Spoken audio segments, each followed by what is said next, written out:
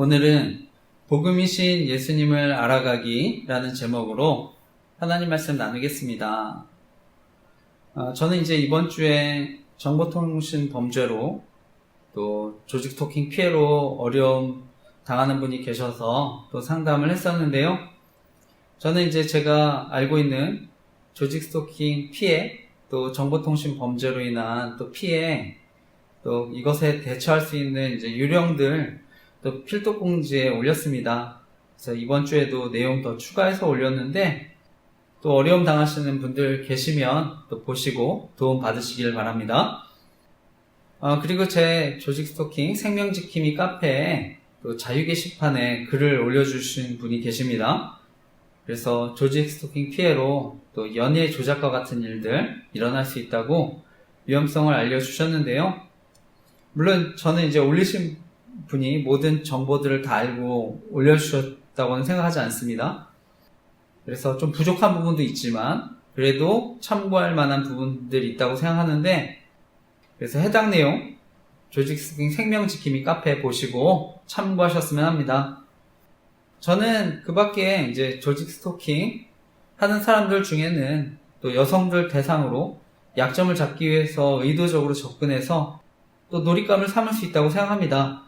그래서 피해 당하지 않도록 기도해 주시기 부탁드립니다.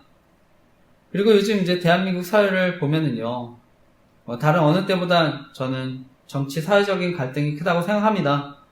그래서 현재 대한민국이 45년 만에 비상계엄도 있었다 생각하는데요. 그런데 저는 현재 대한민국의 위기가 또 지도자분들이 대한민국과 국민들 생각하기보다는 또 어떻게 해서든지 권력을 차지하려고 했기 때문에 현재 많은 위기와 어려움이 왔다고 생각합니다. 그리고 그 중심에 선거의 공정성에 대한 문제가 있다고 생각하는데요. 저는 이번에 정말 의회 권력이 엄청나다는 것을 알게 됐습니다. 그래서 선거가 잘못되면 또 국민이 권력을 주었다는 명목으로 독재할 수 있다고도 생각하는데, 그래서 궁극적으로 대한민국에 부정선거가 있다고 하면 저는 더 이상 권력을 가진 사람들은 국민들을 두려워하지 않는다고 생각합니다. 그것은 여당이나 야당이나 다 마찬가지라고 생각합니다. 그래서 결국은 국민들이 가장 큰 피해를 당할 수 있다고 생각하는데, 제가 교회 홈페이지 등에 다 기도 좀 올렸습니다. 그래서 앞으로 투표의 공정성이 회복되도록 함께 기도했으면 좋겠습니다. 그리고 오늘 저의 설교를 처음 들으시는 분들 계실 수 있다고 생각하는데요. 저희 교회는 온라인 선교도 하고 있습니다. 그래서 저는 이제 과거 대학 청년 시절에 미디어의 중요성을 알고 미디어가 건강해야 합니다라는 글을 쓰기도 했는데, 돌이켜보면 하나님이 또 계속해서 저를 통해 미디어 사역의 열매를 맺게 해주신 줄 믿습니다. 그래서 제가 설교 유튜브 또 설교를 럼블에 올리고요. 그 밖에 기도 제목들 페이스북, 인스타그램, 스레드, 네이버 카페와 블로그 또 티스토리 홈페이지 등에 올려서 기도 제목을 나누고 있습니다. 그래서 저는 또 복음을 전하고 소외된 사람들 도우려고 하는데 기도해 주시기 부탁드립니다. 특히 저는 이단의 위험성에 대해서는 이제 많이 알려졌지만 잘못된 복음과 영성운동의 위험성에 대해서는 잘 모를 수 있다 생각해서 위험성 알리고 있습니다. 그래서 네이버 블로그에 이어서 잘못된 복음과 영성운동, 기타 이단 사이비 피해자 카페 만들어서 위험성 알리고 있는데, 특히 이제 판교에 있는 김양재 목사님이 심호하시는 우리들 교회, 대표적으로 큐티 세미나 통해서 공개 제자백 훈련을 하고 있는 교회라서 위험성 알리고 있습니다. 저는 이런 공개 제자백 같은 훈련들이 저희 교회가 또 알리고 있는 조직 스토킹 범죄에 이용당할 수 있다고 생각해서 위험성 알리고 있는데요. 그래서 누군가에게는 약점이 돼서 사람을 노예로 만들 수 있다고 생각합니다. 그리고 나중에 피해를 당해도 피해 사실을 알리지 못하고 오히려 협박당할 수 있다고 생각하는데, 그리고 여성들 같은 경우는 성범죄에 노출될 수 있다고 생각해서 위험성 알리고 있습니다. 무엇보다 저는 아이들과 청소년들까지 피해를 당할 수 있다고 생각해서 위험성 알리고 있는데, 정말 피해 당하지 않도록 함께 기도해 주시기 부탁드립니다. 현재 저희 가정의 경우에는 아내가 우리들 교회 청주 지역 모임, 여성 모임에 참여하면서 갈등을 빚고 있는데요. 원래 아내는 이제 청년 때 유기성 목사님이 심호하셨던 선한목자교회에 다녔었는데, 거기서 유기성 목사님이 추천하는 순회선교단이라는 선교단체에서 잘못된 복음과 공개 제자백 같은 훈련을 받고 영향을 받았는데요. 그런데 그 순회선교단의 김용희 선교사라는 분이 가르치는 복음, 내가 죽고 예수로 사는 복음을 강조하는데, 저는 저희가 알고 있는 은혜의 복음이 아니라고 생각합니다. 그래서 저는 복음이 잘못됐기 때문에 명백한 이단이라고 생각하는데요. 현재 장로교 합신교단에서 교류 금지하고 제가 속한 장로교 합동교단에서는 참여 금지시켰습니다. 결국 그런데 현재 아내는 비슷한 훈련하는 모임에 이제 다시 참여하고 있는 것인데, 저는 보통 이단에 한번 빠지셨던 분들, 동일한 복음을 가르치거나 또 비슷한 훈련하는 교회에 더 빠지게 된다고 생각합니다.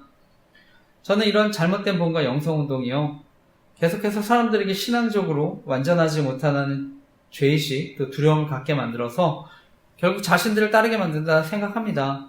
그래서 자신들이 가르치는 복음, 훈련이 이러한 문제들 해결해 줄 수 있는 것처럼 또 속이고 또 자신들 신격화시키고 교주화시킬 수 있다고 생각하는데, 이것은 잘못된 복음이나 영성운동이나 다 마찬가지라 생각합니다. 그래서 동일하게 위험하다고 생각해서 위험성 알리고 있는데요. 유기성 목사님이 가르치는 저는 복음, 영성운동, 또 실제로 저희 가정에 또 큰 어려움 끼쳤다 생각합니다. 저 개인적으로는 이제 신대원에 가서 사역할 때 조직적인 스토킹도 경험하고, 저는 그분이 저를 거짓 선지자인 것처럼 만들어서 또 괴롭혔다 생각하는데, 저는 오히려 그분이 잘못된 복음과 영성운동 가르친다고 생각했었습니다. 그런데 결국 결혼에서도 문제가 되니까 제가 이제 잘못된 복음과 영성운동의 위험성을 알리는 블로그를 처음 만들고요, 나중에 피해자 카페까지 만들게 되었습니다.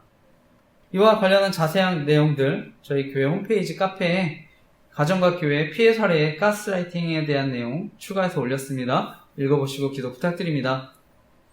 그런데 결국 이러한 잘못된 복음과 영성운동 가장 큰 문제는요, 구원에 관한 문제일 수 있습니다. 그래서 저는 말씀이 아니라 사람을 의지하고 따르면 나중에 영원한 심판 받을 수 있다고 생각합니다. 그래서 특히 이러한 위험성을 알리고 있는데 정말 간절히 기도해 주시기 부탁드립니다. 그리고 현재 아내는 이제 우리들 교회 소개받고 모임에 참여하는데 저는 노예처럼 끌려다니는 삶 산다 생각합니다. 그러니까 처음부터 이런 모임이나 훈련 조심해야 된다고 생각합니다. 그리고 어쨌든 아내가 저도 우리들 교회 모임에 계속 끌어들이려고 했었는데요. 그래서 함께 훈련받아야 가정이 산다고 하면서 강제로 이제 1년 6개월을 별거 당하기도 하고요. 나중에 저를 이제 정신병원에 강제 입원시키려고도 해서, 그러니까 제가 이제 사역도 계속 방해받고 도저히 이제 이대로는 안 되겠다 생각해서 정리하려고 했는데, 그런데 나중에 아내가 주례해 주신 목사님 앞에서 미안하다고 하고 우들교회 모임 정리하겠다고 약속해서 다시 살게 됐는데, 그런데 거짓말한 걸 알게 됐습니다.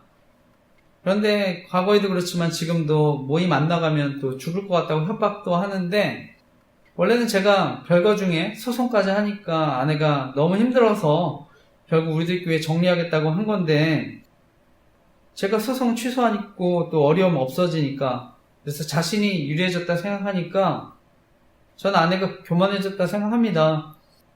그러니까 하나님과 또 주례해 주셨던 목사님 앞에서 했던 약속도 무시하는 거라고 생각하는데, 만약 제가 공개 제자백 훈련이 정말 성경적이고 좋은 훈련이면 아마 저희 교회도 적극적으로 추천했을 거라고 생각하는데요.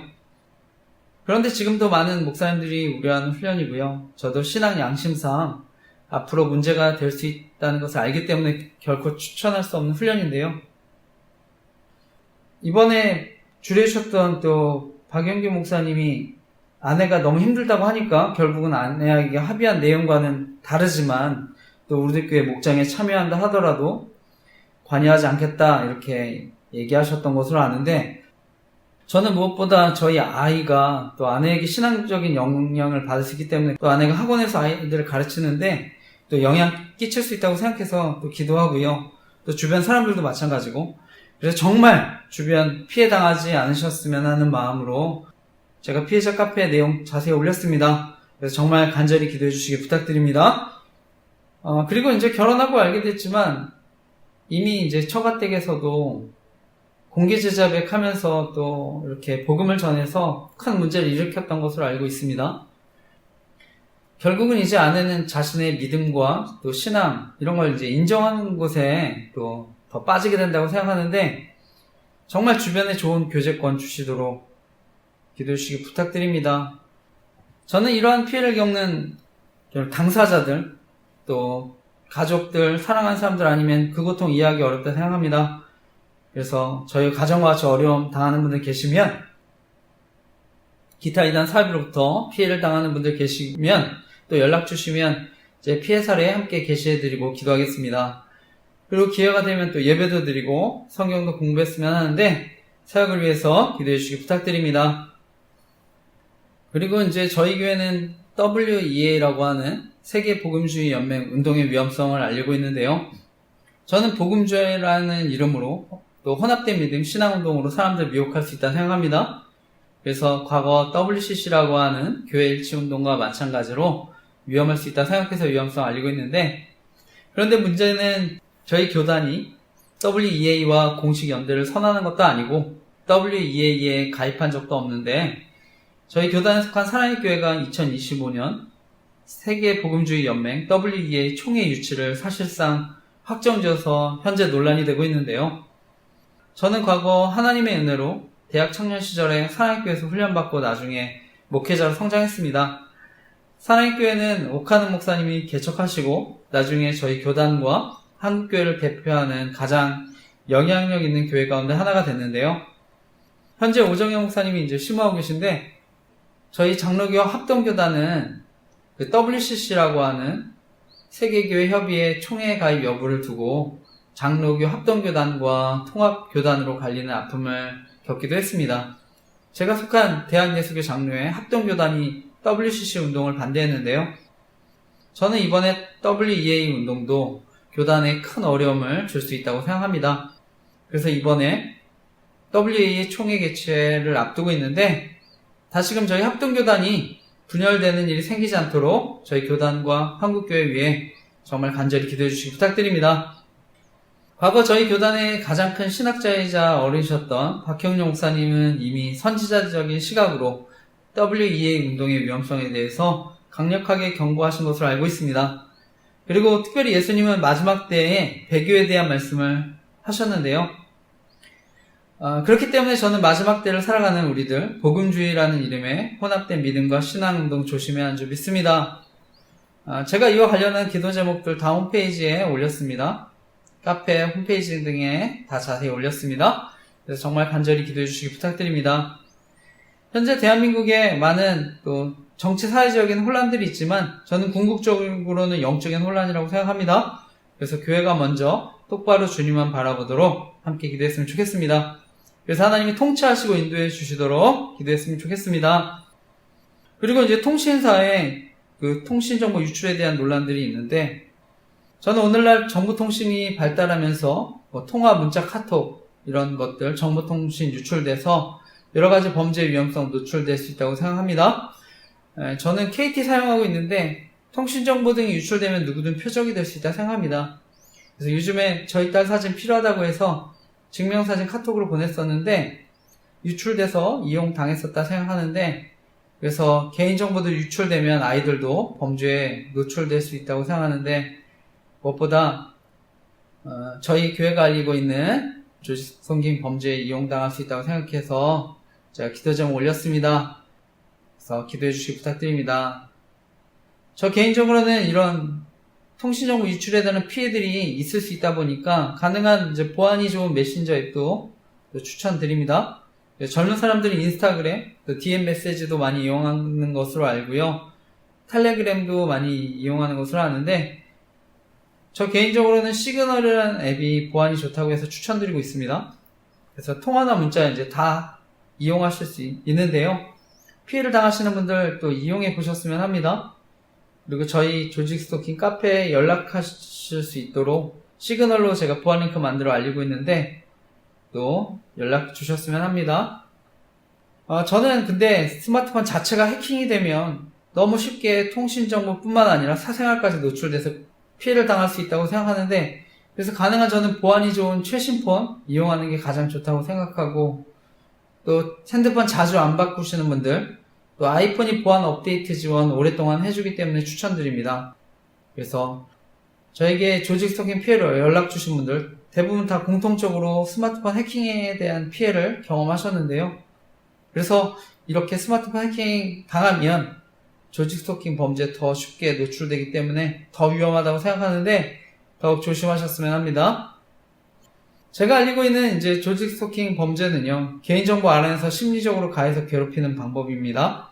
그래서 자기가 경험한 행동이나 소리를 직간접적으로 다시 표현하는데, 그래서 개인적인 일상, 이런 관련된 암시를 지속적으로 주고 피해자가 감시당하고 있다는 것을 끊임없이 암시하거나 과시함으로써 이제 두려움을 주는데, 제가 이와 관련한 NLP라고 하는 심리가해 방법에 대한 글, 조직 스토킹 카페에 올렸습니다.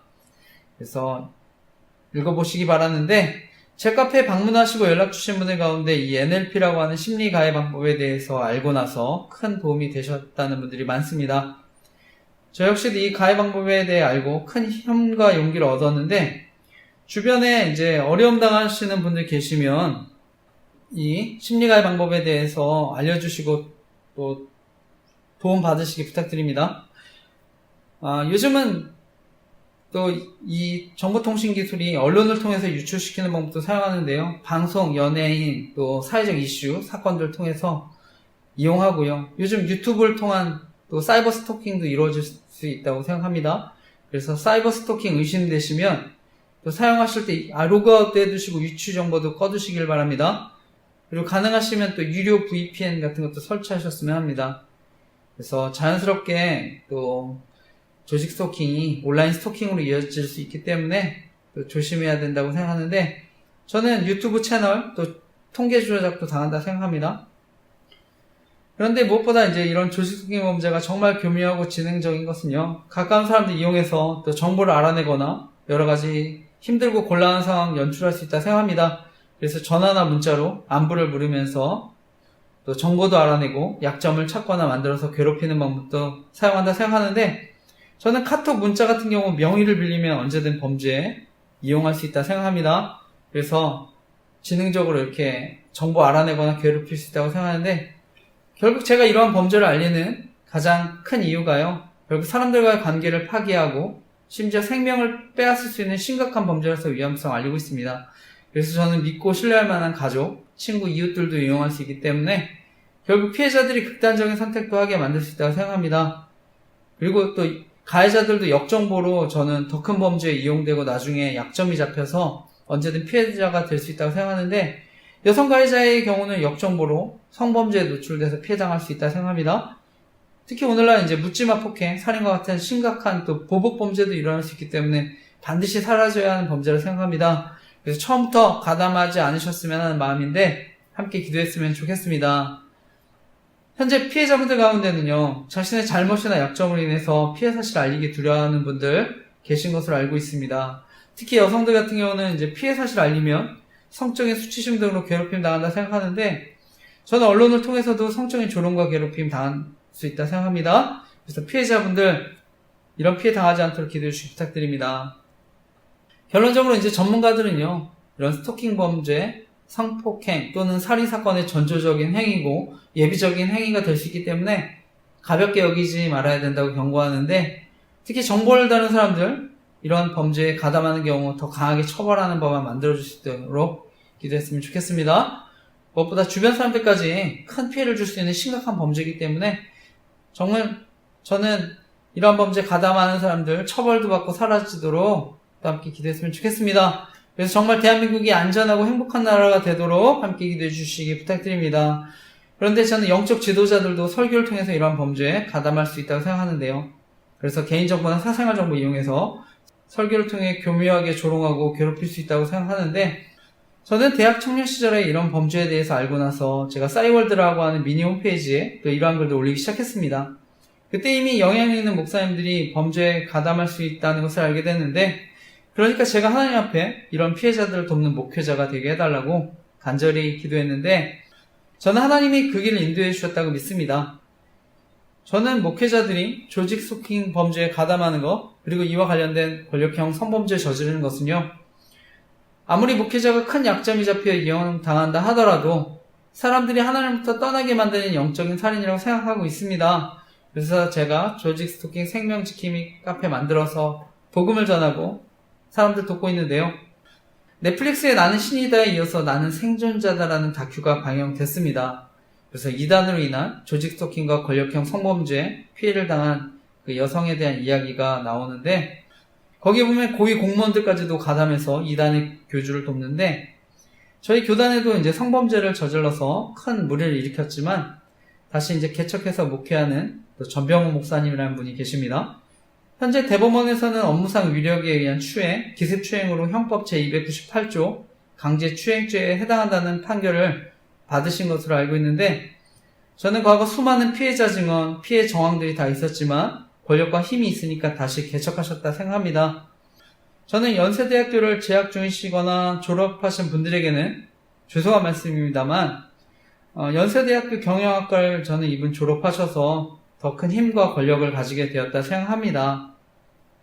저는 과거 이제 조직 스토킹 범죄와 관련해서 이분에 대한 싸이월드에 글을 올리기도 했는데, 그리고 이분과 관련해서 저는 저희 대학부 담당 목사님과도 상담을 했었는데, 그분도 이제 연세대학교를 졸업하신 목사님이셨는데, 당시에 이제 도움과 공감을 받지 못해서 힘들었습니다.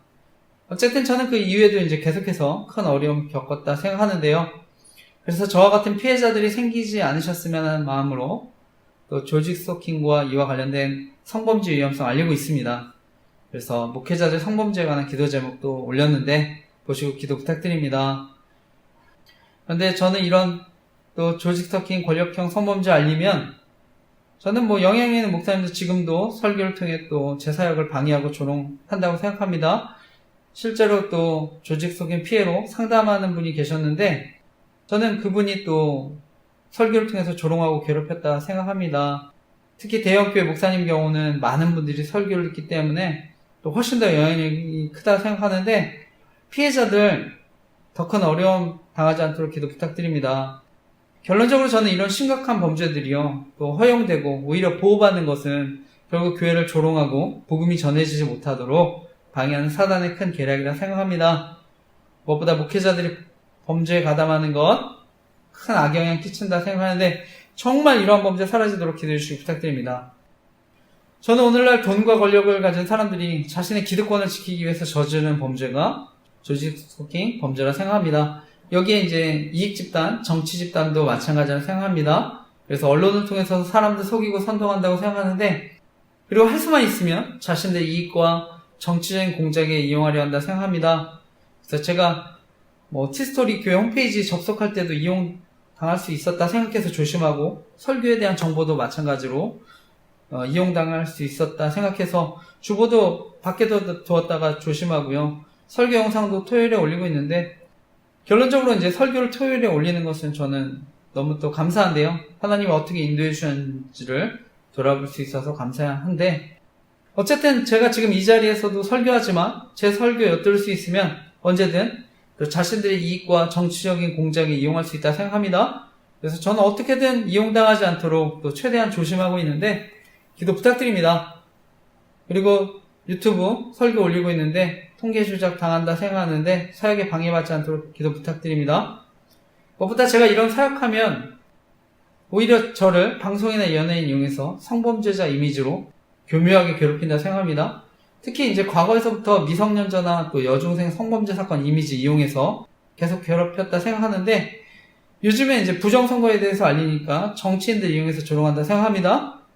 저는 이미 저희 돌아가신 어머니까지도 방송을 통해 조롱하고 있다 생각하고 과거 저희 장인어른 사건도 정치적으로 이용했다 생각합니다. 그리고 가까운 친구들, 이웃들도 피해 당한 사람이 있었다 생각하는데 제가 이와 관련된 기도 제목들 다 올렸습니다. 그래서 바라기는 저뿐만 아니라 저희 가족과 가까운 사람들도 어려움 당하지 않도록 기도 부탁드립니다. 그리고 그 밖에 저희 교회에 방문하시거나 예배드신 분들, 연락 주신 분들 신상 알아내서 괴롭힐 수 있다 생각하는데 어려움 당하지 않도록 기도 부탁드립니다. 그래서 다시 한번 말씀드리지만 정말 이런 범죄들 사라져서 대한민국 안전하고 행복한 나라가 되도록 기도해 주시기 부탁드립니다. 저는 이제 사도행전을 마치고 이제 새롭게 이제 또 강해 설교를 시작하려고 하는데요. 제가 이제 지난주에 이제 복음에 대해서 나눴는데 이어서 이제 계속 신앙생활 하시는 분들 또 이미 교회를 다니지만 또 어떤 복음에 대해서 더 깊이 또 알려드렸으면 하는 마음으로 또 로마서 말씀 나누려고 합니다.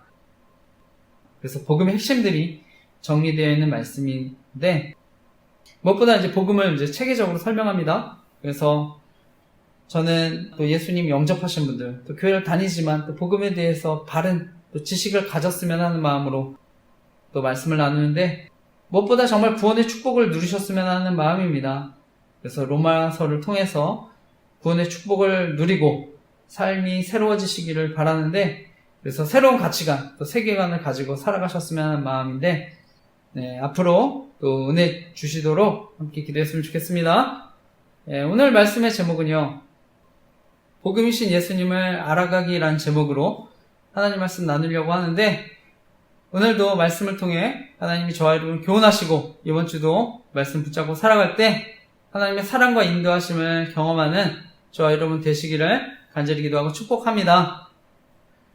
제가 오늘 여러분과 나누고 싶은 핵심적인 교훈은요, 복음이신 예수님 알아갈 때 다른 것으로 채우지 못하는 정말 영혼의 만족, 기쁨을 경험하게 된다고 하는 것입니다. 오늘 말씀이 이제 로마서인데요. 이것은 바울이 쓴 편지입니다. 그 편지의 서론에 오늘 해당하는 말씀을 나누게 되는데, 이 편지에는 먼저 사도 바울이 자신에 대한 소개도 하고요, 로마 교인들에 대한 안부를 전합니다. 먼저 1절에서 5절까지의 말씀을 다시 한번 읽어보겠습니다. 읽겠습니다. 시작.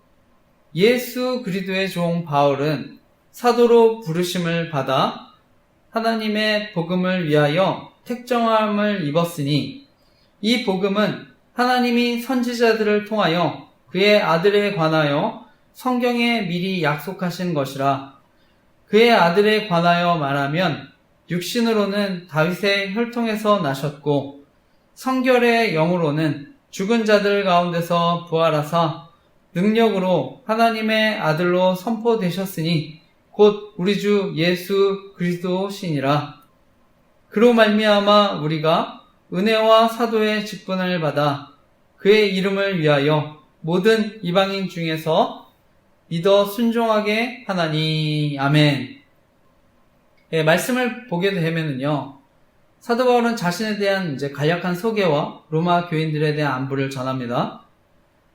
로마 교회는 원래 이제 바울이 직접 세우는 교회는 아닙니다. 그래서 성경을 연구하는 사람들은 오순절에 성림, 강림 사건이 있을 때 예루살렘에 왔던 로마에 거주했던 그 디아스포라 유대인들, 이들이 이제 은혜를 받고 돌아가서 이제 교회를 세웠다고 하는데요.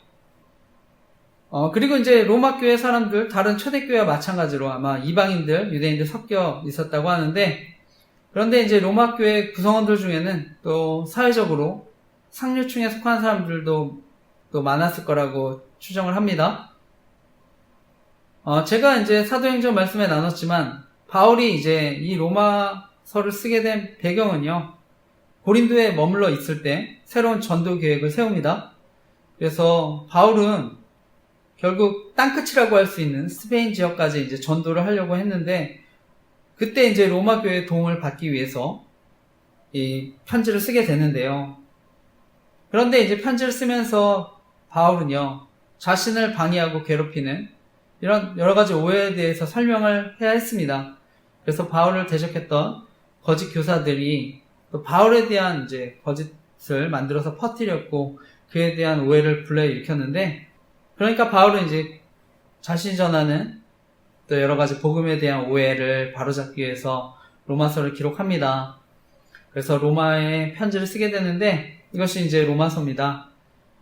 그리고 이제 교회의 진리를 보호하기 위해서 이제 복음에 대해서 체계적으로 이제 기록하는데, 그런데 너무 현재 안타까운 것은요, 이렇게 바울과 같은 또 믿음의 사람들로 인해서 과거에 이제 로마 교회는요, 극심한 박해 속에서도 믿음을 지켰습니다.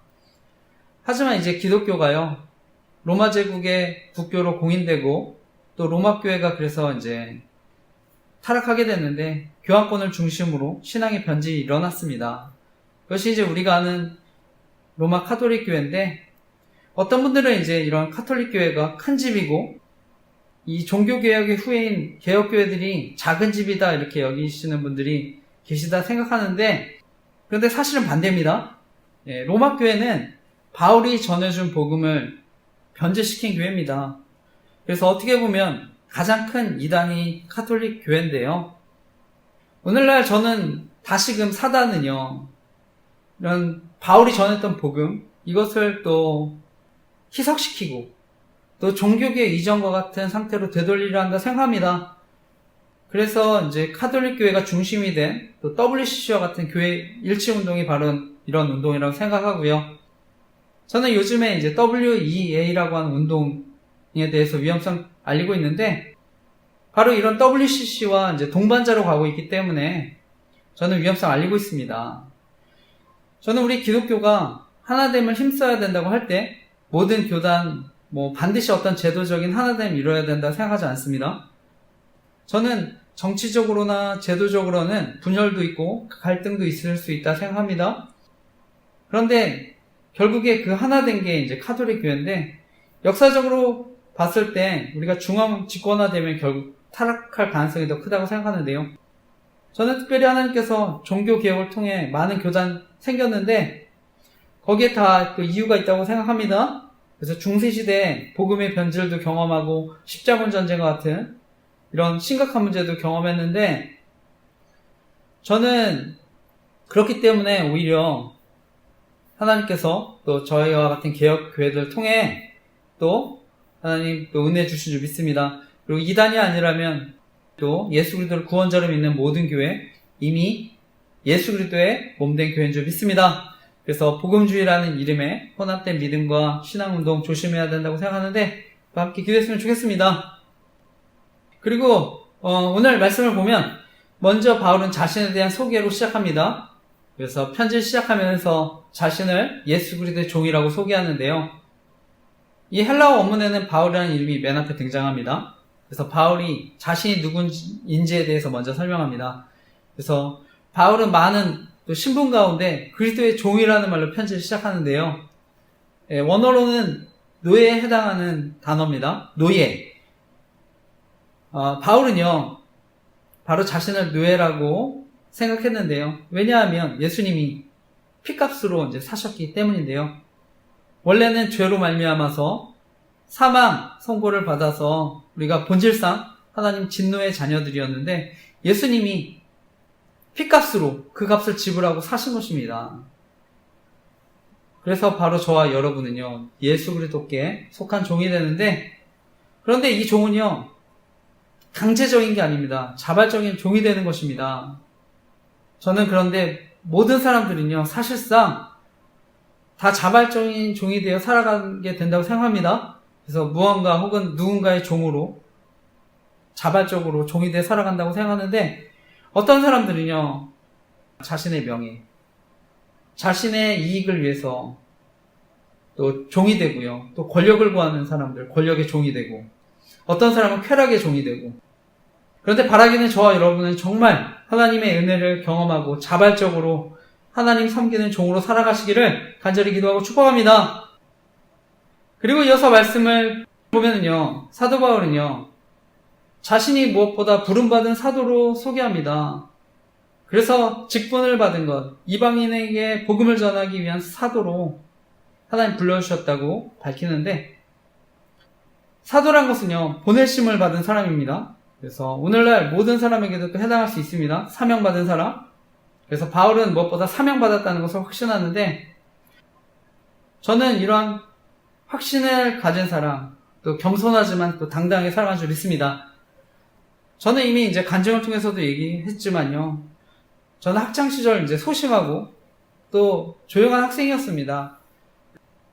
그리고 저는 이제 주변에 워낙 또 머리도 좋고 또 공부도 잘하는 친구들 있어서 보면은 이제 열등감과 이런 비교의식을 가지고 살아갔던 것 같은데, 그런데 하나님 만나고부터 저는 이제 건강한 자존감을 가지고 또 당당하게 살아가게 되었다 생각합니다. 그러니까 자연스럽게 저는 그렇게 변화를 경험했다 생각하는데, 오늘 말씀 보면 바로 바울이 예수 그리스도의 종으로 또 사도로서의 정체성을 가지고 또 겸손하고 당당하게 살아간 줄 믿습니다. 저는 누가 저와 여러분을 보내느냐에 따라서 저와 여러분 삶의 태도가 달라지는데, 바라기는 저와 여러분 사도로 정말 하나님이 보내신 사람이라는 정체성을 가지고 이 땅 살아가시기를 간절히 기도하고 축복합니다. 그리고 이어서 말씀을 보면은요, 복음이신 예수님을 이제 바울이 소개합니다.